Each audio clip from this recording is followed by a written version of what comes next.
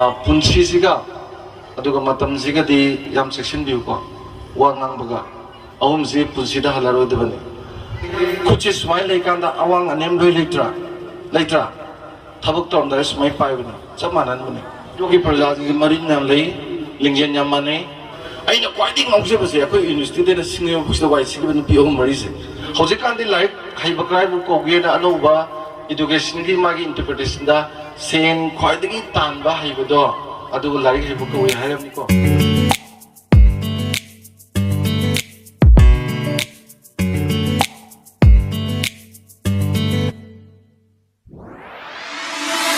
haijage punchisiga aduga matamsiga di yam section view ko wangang baga ahum si punsida halaro de bani halaro da ba pot ahum gi manungda ngang thokki ba wasine hau graba matamsine aduga aigi punsi sine masi sona halaro da bani aina wati ngang warga konungdabudi nungaitaba ado ngasai hai gi du lalle harasu mai thamoi da nungai ta duna dum leibasina phattaba lei adana ngang thok masida khara khara khallaga ngangba nga angaga khamaga maramde amu hanjalakpa yadamnina ko yam matik saba mi gi magun amu hoy aduga yam henasu phai smaina ngang bujiko adagi ani subada ngarang do masi kesu halaroi ko masai tu ju kesu halaroi adana matamji am manghan na de matamgi matang dai na sing da haning bam leba matamji kana na luguna logeda chahi amase chahi amagi value si kana na khangeda parikha phelo yo ngang khangyo as kana ate kana khangoi matani chahi gi values khangdoi as mamang chai do khar koi gre ne ye do phelo hi ni ne mamang chai doi lari khar pau de ne na mamang chai do hai lai do ni ma se ko chahi gi values ma ne khangye ba aduga tha gi values se kana na khangeda matam kui na mirondra ba lai ka khoram ba se khongba lai tika pu yo khoram ba sai tara ga hela ka da mirola ba thani pan sura kan da le sala ba adaman nupi dur kapudi ngai te hai ne tha pan sura ngang de hingdoi ne da ko tha matang na sonda biro ba de isa se hingda mi ko tha am tang sonda biro ba ngang se hingda ne kappa se tha gi belu si ma da ne khangi ba adugo chayon gi belu si na kana na khange da weekly magazine ni na koi gi chayon gi puthok pa magazine do adu phong ba editor sina mamang chayon ji pu tho dra ba as mamang chayon do da tu solai ne aduga pung ma sina kana na masi gi value khange da train miss ba kang bu sina when delhi daga phadangana tholopani traffic jam oi mandana hang station yoga platform yoga train di sakrene na har podo as masida pung ma tang khana la ma di ko khan base numini nium ni khan ba lepoi pung amagi value sina train miss to bakang kun khangi ba aduga nomagi value se sim walore nomagi value sina kana na khange da jail da leiba prisoner do aduda hayeng din nang phasi tawrane na se lakpa hayeng boki manung da phasi taw doi dana sigi nom sigi value se ma da na khange ba aduga minute amagi value sina kana na khange da accident thogo mi khange as ai nang tang leishil ma di ko ga ko ali break thar le ma di ko ga na as adu thengna na moi dam ko so moi dam ni ko na ma minute ama je mon da suki ma ti maru we ba ali second ama je na kana na sigi value je khange da olympic gi na sapta 100 meter race ki ko moi de fraction of second da first second third ta nai da as second da ina lengjum chat leishil ma di adu je ma khan dei ji ko मादन खंगे second की value से तो pull-up से पुंजल लगा मतम हाइबदुने pull-up से कोई खंग बतावा अदुना अमु हलरोय दबनिना अदगी पुंसीजु मयाम पोखिबदे यावदे हंदक पोए टिकेट अमतंग फंगलाए अदगी दयेंग सीग्रे हलारोय अदुना पुंसीदा इमाना टिकेट अमतंग पिबिदना पृथ्वी जिदा मी ओइद चेन चोंग सानाजरी से इमाना ticket पिबगिनी amtang phangma ticket ni ani lobu yaroi mamang da supokte matung da supoi 100 position loire aduna punchi je lemna mangba yade wy cha da mangba yade yu thak da mangba yade asai hai do ꯑꯩꯈꯣꯏ ꯆꯔꯥ ꯍꯦꯜꯂ ꯁꯤꯕꯗꯤ ꯑꯝꯇ ꯌꯥꯎꯗꯦ U ꯊꯛꯑꯒ ꯁꯤꯕꯗꯤ ꯌꯥꯝ ꯌꯥꯎꯔꯦ ꯑꯩꯗꯣ U ꯊꯛꯄ ꯌꯥꯗꯦ ꯗꯕꯜꯋꯥꯏ ꯆꯥꯕ ꯌꯥꯗꯦ ꯑꯗꯨꯅ ꯑꯩꯅ ꯈꯟꯖꯕꯗ ꯀꯔꯤꯒꯨꯝꯕ ꯈꯔꯗꯤ ꯇꯧꯔꯝꯒꯦꯁꯦ ꯈꯟꯕꯤꯌꯣꯕ ꯀꯔꯤꯒꯨꯝꯕ ꯈꯔ ꯇꯧꯔꯝꯒꯦꯁꯤꯗ ꯗꯣꯛꯇꯔ ꯑꯣꯏꯒꯦꯔꯥ ꯏꯟꯖꯤꯅꯤꯌꯥꯔ ꯑꯣꯏꯒꯦꯔꯥ ꯃꯊꯧ ꯇꯥꯗꯦ ꯑꯗꯨꯒꯤ ꯂꯧꯃꯤ ꯑꯣꯏꯔꯁꯨ ꯌꯥꯏ ꯖꯄꯅꯤꯁ ꯑꯉꯥꯡ ꯑꯃꯅ ꯀꯌꯥꯝ ꯅꯨꯡꯉꯥꯏꯒꯦꯗ ꯈꯥꯃꯦꯟ ꯃꯄꯥꯝꯕꯤ ꯑꯃꯗ ꯈꯥꯃꯦꯟ ꯑꯁꯥꯡꯕ ꯕꯔꯃꯥꯁꯤꯀꯥꯁꯨ ꯄꯥꯜꯂꯤ ꯑꯗꯒꯤ ꯑꯆꯧꯕ ꯃꯇꯨꯝ ꯑꯆꯧꯕ ꯄꯥꯡꯒꯟ ꯈꯥꯃꯦꯟ ꯍꯥꯏꯕꯗꯨꯁꯨ ꯄꯥꯜꯂꯤꯀꯣ ꯑꯗꯩ ꯈꯥꯃꯦꯟ ꯃꯈꯟ ꯄꯥꯜꯂꯤ ꯈꯥꯃꯦꯟ 10 ꯄꯥꯜꯂꯤ ꯑꯗꯨ ꯃꯥꯅ ꯈꯥꯃꯦꯟꯗꯨ ꯊꯥꯅꯕ ꯍꯣꯠꯅꯕꯗ ꯀꯌꯥꯝ ꯅꯨꯡꯉꯥꯏꯔꯝꯒꯅꯤ ꯑꯩꯈꯣꯏꯁꯨ ꯑꯗꯨꯃꯥꯏꯅ ꯅꯨꯡꯉꯥꯏꯕ ꯄꯣꯛꯄ ꯑꯃ ꯆꯪꯉꯤꯗꯅꯀꯣ ꯑꯩꯅ ꯎꯔꯤꯕ ꯂꯧꯗꯨꯗꯁꯨ ꯀꯩꯅꯣꯝ ꯇꯧꯕ꯭ꯔꯥ ꯑꯩꯅ ꯐꯥꯝ ꯇꯧꯒꯦꯅ ꯈꯜꯂꯒ ꯐꯥꯝ ꯇꯧꯕ꯭ꯔꯥ ꯑꯗꯩ ꯐꯧ ꯉꯥꯛꯇ ꯊꯥꯗꯅꯁꯨ ꯀꯩꯗꯧ ꯂꯩꯗꯣꯏꯅꯣ ꯍꯧꯖꯤꯛ ꯂꯩꯔꯤꯕ ꯅꯍꯥ ꯃꯌꯥꯝꯁꯤꯅ ꯑꯅꯧꯕ ꯌꯥꯋꯣꯜꯁꯤꯒꯤ ꯑꯇꯥꯡꯕ ꯍꯩ ꯔꯥ ꯄꯣꯠ ꯆꯩ ꯃꯌꯥꯝꯁꯦ ꯊꯥꯕ ꯌꯥꯝ ꯌꯥꯏ ꯀꯛꯆꯤꯡꯗ ꯀꯦꯋꯤꯗꯨ ꯀꯛꯆꯤꯡꯗ ꯊꯥꯏꯗꯣ ꯍꯥꯎꯋꯦꯕ ꯐꯁꯨ ꯌꯥꯝ ꯐꯩ ꯄꯥꯝꯕꯤꯁꯨ ꯆꯥꯎꯗꯦ ꯑꯩꯒꯤ ꯁꯥꯇ꯭ꯔ ꯁꯇ꯭ꯔꯣꯕꯦꯔꯤ ꯊꯥꯔꯤꯕ ꯃꯌꯥꯝ ꯃꯣꯏꯅꯒ ꯌꯣꯜꯂꯤꯕ ꯇꯧꯔꯤꯕ ꯃꯌꯥꯝꯁꯦ ꯑꯩꯈꯣꯏ ꯇꯧꯕ ꯌꯥꯕ ꯉꯥꯛꯇꯅꯤ ꯑꯗꯨꯅ ꯄꯨꯟꯁꯤꯗꯗꯤ ꯑꯗꯨꯒꯤ ꯊꯕꯛ ꯍꯥꯏꯕ ꯑꯗꯥꯒꯤ ꯊꯕꯛ ꯑꯆꯧꯕ ꯑꯆꯥꯡ ꯑꯗꯨ ꯀꯔꯤꯝ ꯂꯩꯇꯦ ꯑꯩ ꯀꯩꯅꯣꯝ ꯍꯥꯏꯖꯒꯦ ꯈꯨꯠꯁꯦ ꯁꯨꯃꯥꯏꯅ ꯂꯩꯀꯥꯟꯗ ꯑꯋꯥꯡ ꯑꯅꯦꯝ ꯂꯣꯏ ꯂꯩꯇ꯭ꯔꯥ ꯊꯕꯛ ꯇꯧꯔꯝꯗꯥꯏꯗ ꯁꯨꯃꯥꯏꯅ ꯄꯥꯏꯕꯅꯤ ꯆꯞ ꯃꯥꯟꯅꯕꯅꯤ ꯊꯕꯛ ꯇꯧꯔꯝꯗꯥꯏꯗ ꯁꯨꯃꯥꯏꯅ ꯆꯞ ꯃꯥꯟꯅꯗ꯭ꯔꯗꯤ ꯐꯣꯟꯗꯣ ꯄꯥꯏ ꯌꯥꯔꯣꯏ ꯑꯗꯨꯅ ꯑꯅꯦꯝ ꯑꯋꯥꯡ ꯀꯔꯤꯝꯇ ꯂꯩꯇꯕꯅꯤ ꯂꯩꯕꯥꯛꯇꯨꯒꯤꯗꯃꯛꯇ ꯌꯥꯏꯐꯅꯕꯒꯤ ꯊꯕꯛ ꯑꯃ ꯇꯧꯕꯗꯗꯤꯅꯦ ꯆꯞ ꯃꯥꯟꯅꯩꯕ ꯑꯗꯨꯒꯤ ꯋꯥꯈꯜꯂꯣꯟꯗꯣ ꯈꯜꯂꯒꯅꯦ ꯑꯩꯈꯣꯏꯅꯅꯦ ꯇꯧꯐꯝ ꯊꯣꯛꯄ ꯃꯌꯥꯝ ꯑꯃ ꯇꯧꯕꯗꯣ ꯌꯥꯝ ꯐꯩꯅ ꯈꯜꯂꯤ ꯑꯩꯗꯤ ꯍꯩꯔꯣꯛꯁꯦ ꯌꯥꯝ ꯉꯥꯎꯖꯕꯅꯤ ꯀꯩꯅꯣꯗ ꯍꯩꯔꯣꯛꯀꯤ ꯄ꯭ꯔꯖꯥꯁꯤꯡꯁꯦ ꯃꯔꯤꯟ ꯌꯥꯝ ꯂꯩ ꯂꯤꯡꯖꯦꯜ ꯌꯥꯝ ꯃꯥꯟꯅꯩ ꯃꯇꯤꯛ ꯆꯥꯕ ꯑꯩ ꯏꯅꯥꯎ ꯂꯦꯡꯖꯤꯟꯕꯤꯕ ꯔꯥꯙꯦꯁ꯭ꯌꯥꯝ ꯌꯥꯝ ꯃꯇꯤꯛ ꯆꯥꯕ ꯅꯤꯄꯥꯅꯤ from the very beginning ꯀꯔꯤꯌꯥꯗꯒꯤ ꯀꯩꯗꯒꯤ ꯂꯣꯏꯅꯃꯛ ꯃꯇꯤꯛ ꯆꯥꯕꯅꯤ ꯇꯥꯟꯅꯔꯒ ꯊꯣꯛꯏꯗꯕ ꯑꯃꯠꯇ ꯂꯩꯇꯦ ꯑꯩꯗꯤ ꯅꯍꯥꯁꯤꯡꯁꯦ ꯌꯥꯝ ꯐꯍꯟꯅꯤꯡꯉꯦꯀꯣ ꯃꯇꯝ ꯃꯥꯡꯍꯟꯅꯤꯡꯗꯦ ꯂꯥꯏꯔꯤꯛꯁꯨ ꯑꯗꯨꯝ ꯈꯔ ꯄꯥꯎ ꯂꯥꯏꯔꯤꯛ ꯑꯣꯏꯔꯣꯏꯗꯕ ꯑꯣꯏꯔꯗꯤ ꯈꯔ ꯄꯥꯔ ꯇꯣꯛꯎ ꯌꯥꯝ ꯇꯧꯔꯨꯅꯨ ꯃꯇꯝ ꯃꯥꯡꯍꯟꯅꯕꯅꯤ ꯊꯕꯛꯈꯔ ꯇꯧꯕꯗꯨꯁꯨ ꯐꯩꯌꯦꯅ ꯈꯜꯂꯦꯕ ꯑꯗꯨꯅ ꯅꯍꯥꯁꯤꯡꯁꯦ ꯑꯝꯇ ꯐꯁꯤꯀꯣ ꯃꯇꯝ ꯃꯥꯡꯍꯟꯕꯤꯔꯅꯨ ꯄꯨꯟꯁꯤꯒꯤ ꯚꯦꯂꯨꯁ ꯈꯪꯕꯤꯌꯨ ꯉꯁꯥꯏꯒꯤ ꯍꯜꯂꯛꯑꯣꯏꯗꯕ ꯃꯇꯝꯗꯨꯒ ꯍꯜꯂꯛꯑꯣꯏꯗꯕ ꯄꯨꯟꯁꯤꯗꯨꯒ ꯑꯅꯤꯗꯨꯅ ꯕꯦꯅꯤ ꯇꯥꯕꯗꯧ ꯂꯣꯜꯂꯒ ꯂꯝꯕꯤ ꯑꯃ ꯁꯦꯝꯕꯗꯨ ꯆꯠꯄꯗꯨꯅꯦ ꯄꯨꯟꯁꯤ ꯂꯝꯕꯤ ꯍꯥꯏꯁꯦ ꯑꯗꯨꯅ ꯌꯥꯝꯅ ꯂꯥꯏꯅ ꯂꯧꯕ ꯌꯥꯗꯦ ꯄꯨꯟꯁꯤꯁꯨ I have to do something different ꯃꯌꯥꯝꯗꯤ ꯇꯣꯉꯥꯟꯕ ꯑꯃ ꯇꯧꯔꯝꯒꯦ ꯋꯥꯏ ꯁꯤꯜꯂꯁꯨ ꯑꯩꯅ ꯈ꯭ꯋꯥꯏꯗꯒꯤ ꯉꯥꯎꯖꯕꯁꯦ ꯑꯩꯈꯣꯏ ꯌꯨꯅꯤꯚꯔꯁꯤꯇꯤꯗꯅ ꯁꯤꯡꯉꯤꯕ ꯄꯨꯁꯤꯗ ꯋꯥꯏ ꯁꯤꯜꯂꯤꯕ ꯅꯨꯄꯤ 3-4ꯁꯦ ꯑꯩꯅ ꯃꯣꯔꯅꯤꯡ ꯋꯥꯛꯀꯤꯡꯁꯨ ꯑꯩ ꯅꯍꯥꯟ ꯈꯕꯔꯗꯁꯨ ꯏꯖꯕꯅꯦ ꯄꯣꯠꯐꯝꯗ ꯇꯣꯡꯅ ꯅꯨꯡꯉꯥꯏꯅ ꯁꯤꯠꯈ꯭ꯔꯕ ꯅꯥꯟꯅꯁꯨ ꯁꯤꯠꯈ꯭ꯔꯕ ꯑꯩꯈꯣꯏꯅ ꯆꯈꯥꯏꯔꯝꯕꯒꯤ ꯋꯥꯗꯅꯦ ꯃꯣꯏꯅꯗꯤ ꯅꯥꯟꯅ ꯁꯤꯠꯂꯦꯕ ꯀꯩꯅꯣꯅꯦ ꯀꯥꯔ ꯐꯖꯕꯗꯨꯗ ꯇꯥꯏꯈꯤꯕ ꯃꯥꯏ ꯅꯨꯄꯥꯗꯨꯅ ꯊꯧꯔꯒ ꯅꯨꯄꯤ ꯁꯅꯥꯒꯤ ꯈꯨꯗꯣꯞ ꯁꯅꯥꯒꯤ ꯈꯨꯖꯤ ꯐꯖꯅ ꯁꯤꯕ ꯃꯈꯨꯠꯀꯗꯣ ꯉꯧꯁꯣꯡ ꯀꯌꯥꯝ ꯐꯖꯈ꯭ꯔꯦ ꯀꯣꯝꯂꯥꯗꯣ ꯐꯖꯅ ꯈꯣꯛꯑꯒ ꯃꯄ꯭ꯔꯥꯡꯒꯗꯣ ꯊꯧꯕ ꯃꯥꯏ ꯅꯨꯄꯥꯗ ꯁꯨꯝ ꯄꯤꯔꯝꯕꯗꯒꯤ ꯁꯣꯔꯣꯛꯇ ꯄꯣꯗ꯭ꯔꯣꯞ ꯂꯪ ꯊꯥꯗꯔꯝꯃꯤ ꯑꯗꯨꯗꯤ ꯕꯦꯔꯥ ꯀꯥꯗ꯭ꯔꯣ ꯃꯥꯏ ꯀꯥꯔ ꯃꯅꯨꯡꯗ ꯊꯝꯕꯁꯨ ꯑꯗꯨꯝ ꯌꯥꯄꯣꯠꯅꯤ ꯅꯠꯇ꯭ꯔꯥ ꯑꯩꯈꯣꯏꯁꯨ ꯆꯥꯏꯊꯣꯛꯇꯕ ꯑꯁꯤꯠꯄ ꯃꯤꯗꯁꯨ ꯋꯥꯖꯗꯦꯗꯅ ꯅꯥꯟꯁꯨ ꯅꯥꯜꯂꯦꯗꯅꯀꯣ ꯑꯗꯨꯅ ꯑꯇꯧꯕ ꯊꯕꯛꯇꯣ ꯄꯦꯟꯅ ꯅꯨꯡꯉꯥꯏꯅ ꯐꯖꯅ ꯃꯌꯥꯝꯗꯒꯤ ꯈꯔ ꯍꯦꯟꯅ ꯈꯦꯠꯅꯅ ꯇꯧꯒꯦꯁꯦ ꯈꯟꯕꯁꯦ ꯂꯩꯕꯥꯛꯇꯣ ꯌꯥꯝ ꯆꯥꯎꯈꯠꯀꯜꯂꯤ ꯑꯗꯣ ꯉꯁꯤꯗꯒꯤ ꯈꯟꯖꯩꯅ ꯊꯝꯖꯒꯦ ꯑꯗꯒꯤ ꯑꯉꯥꯡꯁꯤꯡꯁꯤꯗ ꯑꯩꯈꯣꯏꯒꯤ ꯀꯔꯤ ꯍꯥꯏꯇꯥꯔꯦ ꯊꯕꯛ ꯏꯟꯈꯥꯡ ꯁꯨꯒꯗꯕ ꯑꯉꯥꯡ ꯂꯥꯏꯔꯤꯛ ꯂꯥꯏꯁꯨꯗ ꯊꯣꯏꯗꯣꯛꯅ ꯀꯩꯅꯣ ꯇꯧꯗ꯭ꯔꯒꯗꯤ ꯍꯧꯖꯤꯛꯀꯥꯟꯗꯤ ꯂꯥꯏꯔꯤꯛ ꯍꯩꯕ ꯀꯔꯥꯏꯕꯨ ꯀꯧꯒꯦꯅ ꯑꯅꯧꯕ ꯏꯗꯨꯀꯦꯁꯟꯒꯤ ꯃꯥꯒꯤ ꯏꯟꯇꯔꯄ꯭ꯔꯤꯇꯦꯁꯟꯗ ꯁꯦꯟ ꯈ꯭ꯋꯥꯏꯗꯒꯤ ꯇꯥꯟꯕ ꯍꯩꯕꯗꯣ ꯑꯗꯨꯕꯨ ꯂꯥꯏꯔꯤꯛ ꯍꯩꯕ ꯀꯧꯏ ꯍꯥꯏꯔꯝꯅꯤꯀꯣ ꯑꯗꯨꯅ ꯊꯕꯛ ꯁꯨꯗꯕ ꯁꯨꯡꯌꯥ ꯌꯥꯔꯣꯏ ꯉꯁꯥꯏ ꯇ꯭ꯔꯦꯟ ꯂꯥꯛꯄ ꯀꯩꯗꯧ ꯂꯥꯛꯁꯅꯨ ꯃꯌꯥꯡꯁꯤꯡꯗꯨꯗꯒꯤ ꯑꯩꯈꯣꯏ ꯀꯥꯟꯅꯕ ꯂꯧꯊꯣꯛꯄ ꯌꯥꯏ ꯀꯩꯅꯣ ꯄꯩꯁꯥꯕꯨ ꯀꯗꯥꯏꯗ ꯂꯩꯒꯦ ꯑꯣꯐꯤꯁꯇ ꯂꯩꯕ꯭ꯔꯣ ꯄꯩꯁꯥ ꯑꯣꯐꯤꯁꯇ ꯂꯩꯇꯦꯀꯣ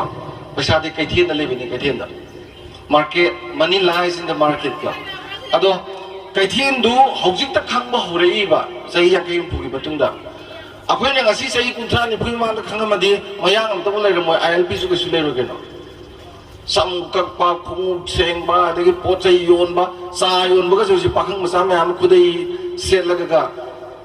ꯀꯩꯊꯦꯜ ꯈ꯭ꯋꯥꯏꯔꯣꯟ ꯕꯖꯥꯔꯗ ꯐꯝꯕ ꯏꯃꯥꯗꯨ 3,000 ꯃꯌꯥꯅꯤꯃꯤ ꯈꯨꯡꯒꯪꯗꯒꯤ ꯍꯤꯟꯖꯥꯡ ꯅꯥꯄꯤ ꯀꯔꯤ ꯉꯜꯂꯦ ꯀ꯭ꯋꯥꯛ ꯈꯣꯡꯗ꯭ꯔꯤꯉꯩꯗꯒꯤ ꯍꯧꯒꯠꯂꯒ ꯄꯨꯔꯒ ꯏꯝꯐꯥꯜ ꯃꯌꯣꯟꯗ ꯄꯣꯠ ꯌꯣꯜꯂꯤꯅꯤ ꯄꯣꯠ ꯁꯤꯠꯄ ꯍꯧꯔꯀꯥꯟꯗ ꯆꯥ ꯒ꯭ꯂꯥꯁ ꯑꯃ ꯕꯤꯁꯀꯨꯠ ꯑꯃꯅꯤ ꯆꯥꯅꯤꯡꯕꯗꯨꯗꯤ ꯑꯁ ꯄꯥꯝꯈ꯭ꯔꯕꯅꯤꯅꯦ ꯑꯗ ꯅꯣꯏ 3-5ꯅ ꯚꯦꯟ ꯑꯃꯗ ꯑꯩꯈꯣꯏꯒꯤ ꯁꯣꯁꯇꯤꯗꯒ ꯍꯣꯠ ꯀꯦꯁꯇ ꯆꯥ ꯍꯥꯞꯄ ꯑꯗꯨꯃꯥꯏꯅ 5-10 ꯄꯨꯔꯒ ꯅꯣꯏ 3-4 ꯆꯪꯗꯅ disposable glass ta amam hairaga biscuit ani ni piba jar chakhadi ima lising kun gatang yelamadi lupa tra lising kun ni kaino lising ani yelamadi lupa jam yami kaino लिसिंग अमा येलदि लुपा लिसिंग तरानी लिसिंग कुंदु येलमगदि लुपा लिसिंग कुन सिलिन अयुक्तुदा हजिक तौग्रे आइने सुम गांबदगी यावबदगी दो अखोइजे पैसा तानबा याबा याम लैग्रेबा पैसा तानबदा इकाइबा जाति दो मी सोइ ओरदम इकाइरोदबनि पैसा तानगदमनि अखोइना लाइरबिसे करी लाइरनि नोदने पैसा लाक्तबैनेबा इनकम लाक्तबगी इनकम दु लाक्त्रिसे कइगिनो तानदबगिनेबा अदो खो हाइरन थबक लैते दाइनेबा थबक याम लैग्रे खुलै यमने थबक जाति खुलै यमने आई इसाजे थबक निपान तोय मैम थाजरोय थबक निपान तौजे थबक याम लैग्रजाने अदो थबक से अखोइना ऑफिस की थबक अदुगी थबक आइना सुम खल लैबदो कानरोय आइन खजबदा आइना हैनबा आइना असai सिदा लीला मचा अमु उठखिबा अंगाम तु नुपा मचा जुंगाइरे इबे मा पिसक जुंगाइरे इबे मा लेसाबि जुंगाइरे मंगोंदा मोइदा आर्टिस्टिक क्वेश्चन नमे यावरि इने पोपदगी मा पारा दु सेबि होबा हयेंग याम फावरदि कसु लेते गेदो फिल्म फजबम नमबदा दum पैसा आयौना पुसि कोरना पैसा लै पोनि गेनो अदुना अदुगुंबगा सिसु खरा खंबिरगा तौबियो अजा मरोइना सानबजु को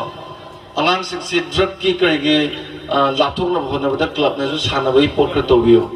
लंपाक मरांग काइन ले इंडोर्स बोयगेरा आउटडोर्स बोयगेरा अदुजु पक्षान साधन बिगनु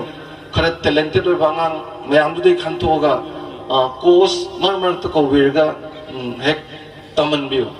सुमाइना बोन मतो सुमाइन कावगदोंनि हाबा अदु मतो जुसि तौबनि हाबा को बैडमिंटन से कोई ऑनरेबल सर से हमने सानमने आइजु साने ओके टूर्नामेंट का कोई ओके थेंगनबो यावगे को टूर्नामेंट का थेंगनबो यावगे जाने ओके सिंगल का सानर जाने गेनो अदो अरै बल लंदम से लैबा सिदा अवापम यावपोन्टेना मोइदे स्पेशल रिक्वेस्ट हो जरूरगा लेकाय गिनि स्माइ होना बियु गाइदा यावै दवंत लेते बेसिक दुबु खंगर दे इना इसानो होना जरा जु तो वेयाइदम अदगी लाइब्रेरी मचा मा थंबे आइ लाइक पाबगी हेबिट अमा लेनबको याम चाव नत्रजु हजिक्ति तसिंगबदि अखोइ लाइक पाबसि इ बुक की करिगे तोमान तोमान मा लाखिबदगी याम हेना हाना दंदि मरु ओइद्रे अदुबु अदुम थंबे आइको अदा क्लब न तौबदि हजिक हजिक्ति करिना सिचुएशन से डिमांड करि तौगेदि नहा मयाम जे निसादा लुप्तनबो याम कन्ना होनबम चंगे अदुगी दमगता सागी स्पोर्ट्स गुंबा करिगुंबा अल्टरनेटिव पिबियोबा अदे मयाम मोबाइल याम साने है जंगा सानबुं लेते मोबाइल साननी केनो आंगांसिंगसिना माइ ग्रुप में आंगो सानबजु पामजबो मोबाइल के जकम नते केनो अदु नुंदिन लाइटम हलागा नुंदारम साननबा थबेंगां खर तोहनबसे सिदी याम साथिना मरु वय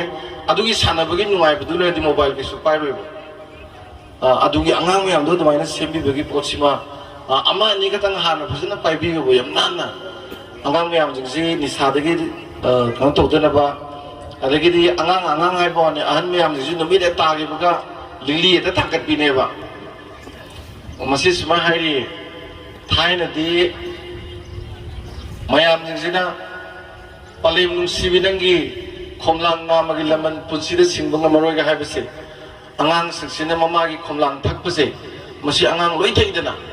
हौजिसिना खोमलांग जामत पिथकथ्रबा लिली दे यावदो सुम इनबदो कोई अमूल गुमो वगैरह अमा वगैरह लिली तौरगा कोई खोमचु हाबगा सुम इल्लीदना अंगांग सिंसे अदना खोमलांग नामगी लमन सिंबई मोत लिली की नबन सिंजगेना नुमिदांग खुदिंगी लंपाक लिली जे त लेथत पनियारी अदना अहन जिजु अंगांग नि द पाउ बॉय बगा साइसिदा रिकॉर्डिंग थादो पदो इताई नंगना फत्रगा अंगांग वरक प याबा हुनदे दो नंग नहीं नम वावा नम का गांध नंग लड़ी पाउने दंगान के सुया बहुना दे दो हिदाक से खर थकपी नो अदो थकपी के गा निमित तरा तरानी लेगा थकपी को आइजो थेब अदो याम थकपी के नो पे अन्नी ngamdradi ahum bok thakbiu ke sukai digo numi tara tara ni gap lebiu liver soy ado pek ani ga thakpa jidi yum da su khang da bani mi ne su khang da bani singni se karap tor ga ne thakok ka to ngai ga jane ado mai na khara thakbi ge bra thakbi ro ado miyam punba luhong khongdong ba adegidi akhoi gi phiroi dungboi miyam jing ji ta paisen na jingjen da bai tabak tumak to vi no chak sa ba kan da yeng ba yam nungai te phiyom yam thi ko wi in sa ba da ana ahan jing lui dak tak ba to na si nahasingsu club na phasana yengsinbiro adu karigumba thingi haragadi khana chenaba toroga thinganu ikai basu piganu tumina haibiyu moida ko akoi gi drug ta yam henriba yuda yam henriu mayam jingse club singna kaina thingbada lili he yangsan toba maru e okthokbi toba maya pa bisingna ko adagidi saudna thoina laman khungena pharak tagi badagi hengkat khibagi akoina study tobudu ubalai nusi na hairaga phanaba honaba ko adumai tawga club na sakut khongthangi khara lawbi aba khara lei adu sida mama pasingi haira sida ina saijabado mama pasingna sa isingi matoduma tambiro aduga amaga aina haijaningbada akoi imungse paisa paiba ngaktana nungaiba natte ko imungse paisa paidrasu yam nusi chanana leinanabagi ingbase mathau yam tai Hausikan nupi maximum nupi isogap lange bako nupi ko phanek si telanga pise seladana ha mai ga langdana jada manu wa na buga angang lai pau gai bisi chumna pau gai deba eta mechingin khappa dona ngandre pine angang ga lai pau ngam jante alage khara ingna tapna ke na nana lebiyo lipstick ang sangang tai dana adagi mai mi ka khara dum tai tok tai sin tawga nupi na nana lebisi nupa na pamjabani dia ingna ga ngang ba sakpa to basam pamjabani ko nupa singju imung ya awara pa watana ba thabakan su dana khotran tawiyo aduga angang singna kwai digi nungai base paraga pa da pha base imung du da yam ingna sikna nungsi nungai lebisi mu angang na para pha base leite ba aduga mamma gi makazai du mapan ku pan tha bu u gibdo metric thagada ba angang duna phaktu iba lai budini paradu paiga da mama da kupan thagi du dum ulai ni mama na kappa sugat paga da ulai ne paraswa pharoi aduna imung se ingna signa adagidi yamaruna ahlaman lebiraga di ikubo inon peklo ine pok lebiraga di seba phasan tawi ko aina khanjabada kokamon ga taina bada ngasi yumgi yumbure bi ibubo adai ibokse inem poi kubokse haide haidokta ba kokamon ga taina bada mittegi pi uphatra ba mittegi pi pulu lupem yaure ba tena Manipur ni machana kaya thawa sadabase anova maunga moina laiye si tawiganu please ko adagi Icha isu lebujindo ahallamangi seba tawonbiu kawbiro debase ahallamangi makhong nami ba Icha nupi do ado lai gi seba tawbugumbani kaisu yu thawai kaisu drug charoi adum phani ko adagi di moigi phiron subi ba tumna bagada nuain thambi ba ko ado lesabim samna masunu piduna toguya bangaktani larik paloiga du mayam ji towibu ko adagi di chaba thakada mamunu piduna hautraju ko nusina bijaba aite hangba ima kari haboge ada toge kedoge yam nusina potse leibu ko ado dine lai ningdraju yani nangna tanga ba heira mayam puduna laipum chama chalu bagi bodo adudagi ne luna tawai kubo inem poktuna tum daida imong nungsibi Icha nungsiba isu nungsibi na punsida nuina torbo thaba khuding mai pau ko lai guru gi seba toro u punsi sang leu ga no pet toroga ni piram ga tungi base sina ne nang ngasai gi laipam chama dudagi saru chama na akan ba bolu ga dabane do masi kawbi ga no ko mo pasina so ade halak pada manam nam du mo kawbiranu ade isingi paradu mo kawbiranu adu nupa singju pot paibi thawak sima khara handabiro paibi ge ju numit khara lam paibiro aduga yumda yamna ingna chingna leibi yum mo wenbiu aduga angang singsi mana pamba treta adum semna bohon biu imposition to biganu hojise Manipur ai wonda no da yuta laiba counseling angang yam sem yame loina makse karim to ide mama paga maga yana da bangatan doctor tamuraga halaga tamoy habugumba engineer tamaga saudanaga khatnabugumba adagidi mana tamningba paper tu yada bagumba-gi aday kan stick toxindana thamjambira ngang sum ngawrakpa psychological problem ba suicide to tor bam lakazani ado sima pa sina sukra khangbiro angang sini sukra yengaga ꯑꯅꯧꯕ ꯃꯅꯤꯄꯨꯔ ꯑꯃ ꯂꯥꯛꯀꯗꯕꯁꯦ ꯃꯁꯤ ꯉꯁꯤꯒꯤ ꯂꯩꯔꯤꯕ ꯑꯉꯥꯡ ꯃꯌꯥꯝꯁꯤꯡꯁꯦ ꯑꯩꯈꯣꯏꯅ ꯐꯖꯅ ꯁꯦꯝꯃꯒꯗꯤ ꯑꯩꯗꯤ ꯌꯥꯝ ꯇꯦꯂꯦꯟꯇꯦꯠ ꯑꯣꯏꯕ ꯑꯩꯈꯣꯏ ꯑꯉꯥꯡꯁꯦ ꯍꯧꯖꯤꯛ ꯇꯧꯔꯤꯕ ꯑꯦꯛ ꯇꯧꯔꯤꯕ ꯑꯉꯥꯡꯒꯗꯤ ꯌꯦꯡꯉꯨꯗ ꯀꯌꯥꯝ ꯇꯦꯂꯦꯟꯇꯦꯠ ꯑꯣꯏꯒꯦ ꯌꯦꯡꯕꯤꯌꯨꯕ ꯑꯗꯣ ꯑꯩꯈꯣꯏꯒꯤ ꯑꯉꯥꯡꯁꯦ ꯁꯥꯟꯅꯕꯗ ꯑꯣꯏꯒꯦꯔꯥ ꯑꯥꯔꯠꯇ ꯑꯣꯏꯒꯦꯔꯥ ꯂꯥꯏꯔꯤꯛꯇ ꯑꯣꯏꯒꯦꯔꯥ ꯃꯥ ꯃꯥꯅ ꯄꯥꯝꯖꯕ ꯃꯥ ꯃꯥ ꯍꯩꯅꯕ ꯄꯣꯠꯇꯨꯗ ꯌꯥꯝ ꯍꯦꯟꯅ ꯐꯕ ꯑꯣꯏ ꯑꯗꯨꯅ ꯁꯤ ꯃꯌꯥꯝꯁꯤꯡꯁꯤ ꯁꯦꯝꯒꯠꯂꯛꯄ ꯃꯇꯝꯗꯅꯦ ꯑꯅꯧꯕ ꯃꯅꯤꯄꯨꯔ ꯑꯃꯗꯤ ꯎꯅꯦꯕ ꯑꯗꯣ ꯃꯃꯥ ꯃꯄꯥꯒꯤ ꯌꯥꯝ ꯆꯥꯎꯕ ꯊꯧꯗꯥꯡ ꯂꯩ ꯍꯥꯏꯕꯗꯨ ꯊꯝꯖꯒꯦ